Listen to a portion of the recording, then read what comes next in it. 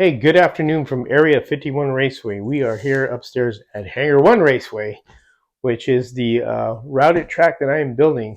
And right now we are here at the stage where the MDF was cut at Home Depot and purchased the boards, and they were able to cut it for me, which was great because I sure as heck did not want to cut MDF. And they were able to do it on their table saw or their wall saws, they have there. I want to thank Frank from New York. Frank, he's on the forum as Frank from New York. It's Frank Wampenstein. I want to thank him for, getting his pickup truck and helping me out to haul this to the house.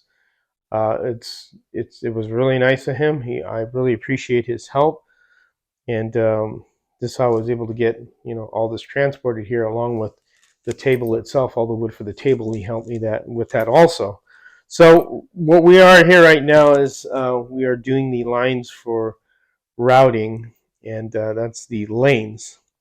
So what I've done was I've pretty much measured, the center line of this board down here. So half, half, and half, and kind of got my centering point, which is where I mount my yardstick.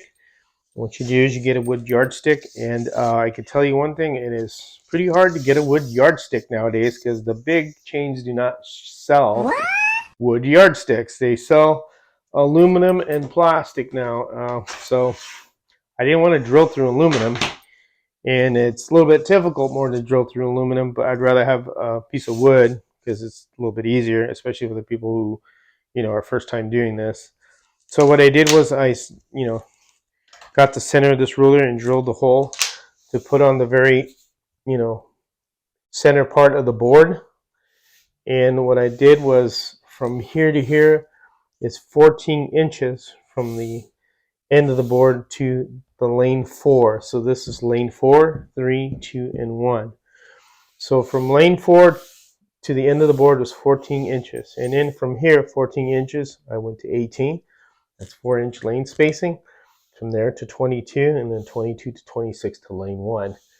So I drilled my holes there, and what I did was, when I drilled my holes enough for the pencil to just poke through, once I screwed this in, I have a pivot point where I could just do this and draw the lines in and sweep them like this. As you can see, not very hard to do, just like that. See each one of them, and that's what I did through the whole process here of doing that, and just like that right here, all the way through. Now for the apron, which is the space between lane 1 and the rest of the track. Now the apron, I wanted it pretty wide because with big cars like the 125th scales now, especially land barges, because old 60s cars, longer trunk than hood. So I want to be able to make sure this, when it slides out, you have plenty of room to where this is going to clear that extra routing line that I put, because I want to set a piece of plexiglass here to act as a wall. And as you could see, I made 2 previous lines here, and there wasn't enough room. That would have knocked it and the car back if it was sliding. And then this even here wasn't enough room, so I wanted to make more room.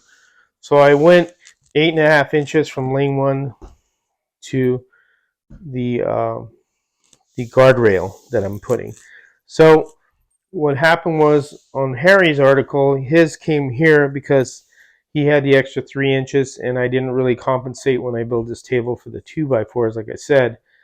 And instead of making it 5 foot 3 inches, it came out 5 foot exactly. So no harm, no foul, just little adjustments here and there. I don't think it's a big deal to end it here, and I don't think it'll be any difficulty when the car comes in and swings in and when it swings out.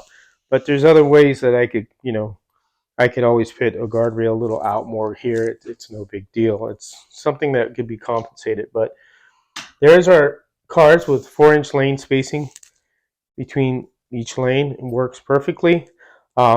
This is really easy to do. I was really a little nervous to see if I would do this right, But as Harry said, if you make a mistake, you just erase it. And that's what I did when I did the apron part. I just erased it, and then I drilled the holes out further, and I got to where I wanted to go. And this is just really easy to do this. You just exactly that to draw your lines. So drawing your lines is not very tough for your turns. I'm going to do it to the other end as well. Now I will be routing this outside of the house and bring it back up here on the 2 turns. Now for the straights, I will be doing it on the table, and that's another method that is an article. And is article that you screw it, a piece of long plywood, and or a board, 2x4 or 1x6, whatever, a board, and you use your plunging router, and you kind of just follow the lines. And I'm gonna connect these by stopping at this point and kind of lining them up, and then just kind of follow this through to get the straights connected to the turns. Now for doing the turns with the router, this is a plunging router, so this plunges down to get the depth that you want for the slot. Now what I'm going to do is, this is going to be kind of the same method with drawing the line. There's going to be a piece of plexiglass where this is going to mount to, and I'm going to simulate this with the ruler. So when I start routing, the plexiglass is going to be screwed like that, and this router is going to be mounted, and then I'm going to set the depth and lock it in place, and all I'm doing is just grabbing the plexiglass and then dragging this on the line, setting it up on the line where I need it to, because I will have a hole cut for the individual lanes, and that's how, just like I did with the yardstick with the pencil, and that's how I'm going to be rounding my my corners, just like that. Just like that, and just moving it like that, and just slowly routing it. And the reason why I got this particular router is because at Harbor Freight, they have the one with the connection for the hose for a vacuum, for a shop vac, and it was 140 or 130 bucks, and the cheaper ones didn't have this attachment, and they didn't come with any attachments, and you couldn't put any attachments. So I went to Amazon instead and got this cheaper than what Harbor Freight had it, believe it or not. But one thing was suggested by Calgary Racer, CGY Racer, I think it's Calgary Racer. He told me, if you do route, get a 20-gallon shop vac with more airflow, because the more airflow, and he's right, more CFM is more important to suck sawdust out. And he suggested that I route it outside of the house, and what's lucky for me is that I'm on a 2-story here, so I can pop this window out and stick the hose out and shut it. It'll just blow it out to the yard, which is no big deal. It's wood, and it won't hurt anything, and that'll keep the sawdust from being impacted all over the house, which I don't, or all over this particular room. I don't want to have to be cleaning sawdust off my parts in there where I build the cars and stuff. So again, this is the point where we're at right now, and look forward to doing more videos on this on Hangar 1 Raceway. And again, this is not very difficult to do. Again, I wasn't certain if I was going to do this right, but it actually came out good. I'm going to keep this yardstick here for the future if anybody ever wants to use it or copy just to have it. And it's definitely a handy dandy tool. I mean, you could probably use plexiglass too if you wanted to, but wood ruler to me is perfect. Or if you'd want to use a metal one, I guess you could too. You just have to get some good drill bits to drill through it, and get your centering point on your ruler and make sure it's centered in the middle. So this way, when you draw your lines, they do just exactly what you want them to. Obviously, a road course involves more. I wouldn't do a road course because I'm not that experienced. This is just an oval. I like ovals, because I like old style dirt racing and circle track racing. And if you get a road course, I'm sure there's people out there who are more involved that know how to do it. But building your own track it doesn't look like so far it's too difficult. You can do it! I'm kind of getting the hang of things as I read more and talk more with Harry about certain things.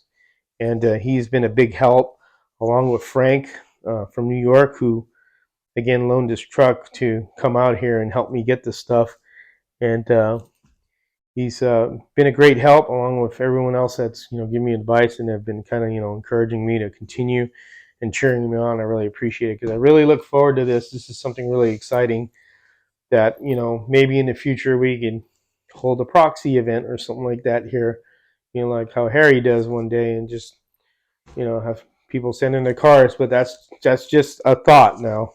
I don't know for sure if I don't want to do that, because that does involve a lot of work and a lot of time. But that's it from Area 51 Raceway. I hope you enjoyed this video on the progress of Hangar 1 Raceway. As always, take care and have fun racing.